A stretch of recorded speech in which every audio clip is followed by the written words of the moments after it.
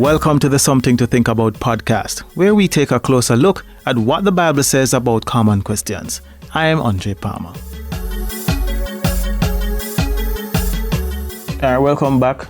This week we're going to be answering the question, what does my lifestyle have to do with my purpose? Or how important is my lifestyle helping to dictate my purpose? We've been looking at Genesis 1:26 and Genesis 2:15. So God created man in his image and in his likeness. And he also told them, rule over the fish, the birds, and domestic animals.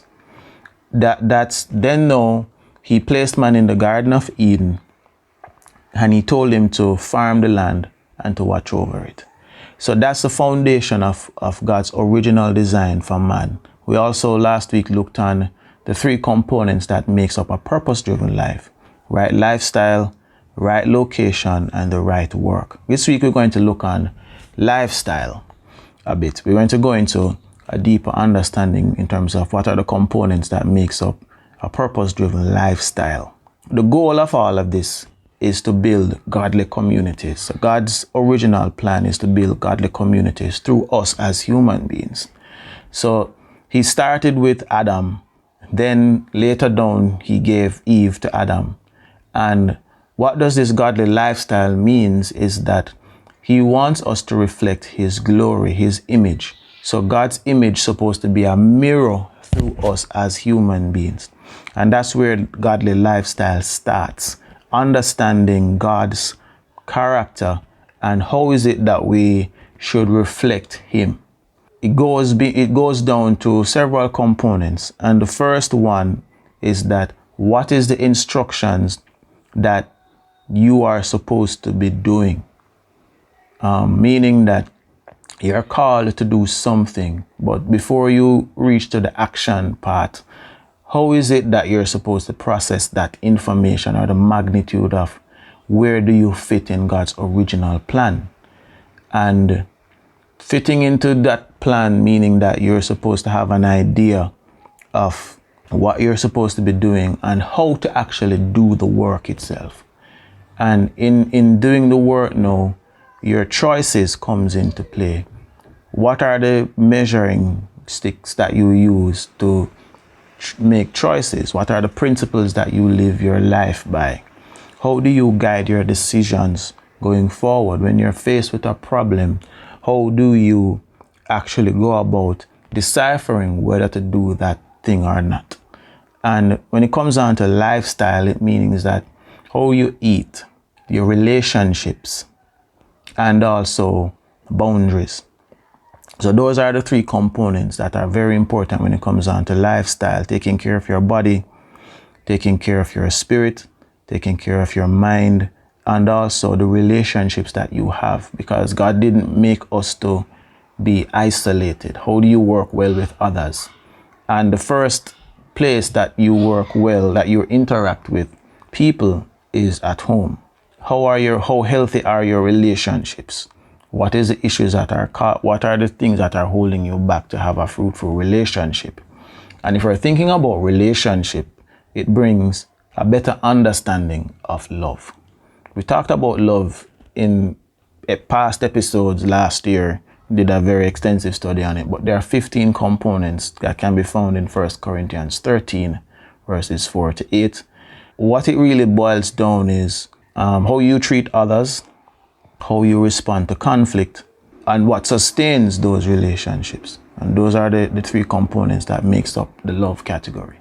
You're kind to others, you're patient, you don't get irritated. It also talks about not keeping record of wrong. Love never gives up. It never comes to an end. It never gives up hope. All of those things makes up your choices of how you treat others. The other part of it in terms of your boundaries, how do you decide what to do and what not to do? How far will you go? What are the activities that you will be involved in? So those are the things that makes up lifestyle. How will you eat? How do you want your body to be? What would you put inside your body to ensure that you remain healthy and you live a fulfilled life free from disease? that may be impossible, but at the same time, you understand that taking care of your body is important. So that's how the three components coming together in terms of you taking care of your body, taking care of your mind, and then you're serving others. That's what it boils down to. Taking care of your body, taking care of your mind, and serving others. And that's the components that makes up the lifestyle. Outside of that, you have now the boundaries that you will live by. God gave Adam's instruction as to what to do and what not to do. And that can be found in Genesis 2 when he told him not to eat of the tree of good knowledge of good and evil. And there is also the tree of life, which also gave him instructions not to go near that. But he gave him instruction of what to eat. All the tree bearing fruit, we can eat that. And then that's how he explained to Adam how he should live. And then in addition to how he should live, Adam also got the instruction of what he should be doing while he's living. So you can't have a lifestyle without knowing exactly how are you, what else are you going to do, because eat, sleep, don't really kind of add up, if you get what I'm saying. It's kind of limited in terms of what you're doing, but to start there, you have to really do some introspection in terms of what are the type, how you really want to live. Are you comfortable with where you are? Are you comfortable with the choices that you have been making? Is all your relationships healthy? And are there more that you can contribute besides yourself? So thinking external as opposed to internal. But before you can think and serve others, you have to really sort out you as an individual, meaning that you have to align yourself with what God is saying. And really aligning yourself with what God is saying and your lifestyle, meaning that you have to serve God and honor him first before anything else. And honoring him meaning that you are doing things that please him, because he gave you the instructions, so he expects you to honor him. And it starts now with your commitment. So you can have lifestyle about being committed to God, being committed to yourself, and also being committed to your family. Because if you're going to contribute to building godly communities, then know the choices that you make is very, very important. And that's how the goal in terms of you're good with God, and are you good with your family members, and are you good with your co-workers, everybody, and are you pleased that you're setting an example for others, because that's indirectly how you can communicate God's standards by you living them. So living God's standards is the first sign of living a purpose-driven life, because your life and the choices that you make will reflect who you're serving and the purpose that you have for your life. And that's another component that I want to just share this week in terms of the vision and everything boils down to the vision that you have for your life.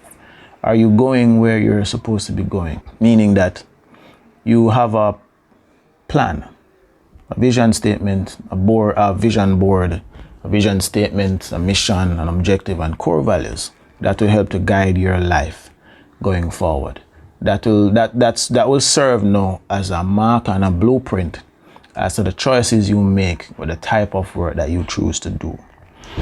It also will dictate where you choose to live, because your environment will be very important, very, very critical in terms of how you serve and what you do. And it also helps to ensure that you feel fulfilled by the work that you're doing. So to close, just want to leave a couple of questions. Where are you going? Are you pleased with the life that you have? And do you live by a certain standard? What are those standards? And are you measuring up to those principles? The key standards that we want to have is what the Bible says, his instructions, because the word says, if you love me, you will obey my commandments. If you are my disciples, you will obey my commandments. And that is where we leave it for this week. Until next time, God bless and one love. And that's our show. Thanks for listening. I release a new episode of this podcast every Tuesday wherever you listen to your podcast. If you find this information useful, please share this episode with a friend. This podcast was also brought to you by RemlaMinistries.com, resources to help you on your Christian journey, study guides, counseling, and more. For more information, visit our website at www.remlaministries.com.